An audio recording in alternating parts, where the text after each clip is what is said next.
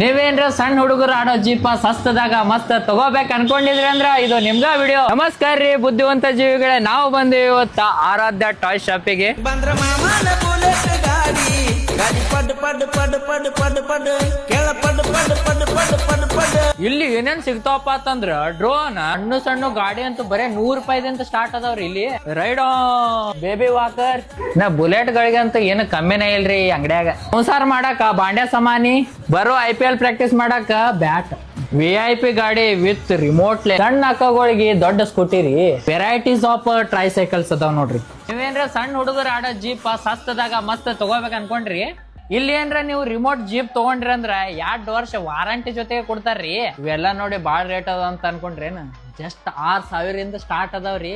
ಬಂದ್ ಮಜಾ ಮಾಡ್ರಿ, ನಿಮ್ ಹುಡುಗರಿಗೆ ಲಾಂಗ್ ಡ್ರೈವ್ ಕಳಿಸ್ಬಿಟ್ರಿ, ಮತ್ತ ಮರಿಬೇಡ್ರಿ. ಅದಕ್ಕ ಸಸ್ತದಾಗ ಮಸ್ತ್ ಟಾಯ್ ಶಾಪಿಗೆ ಕರ್ಕೊಂಡ್ ಬಂದಿನಿ. ಏನಂತೆ?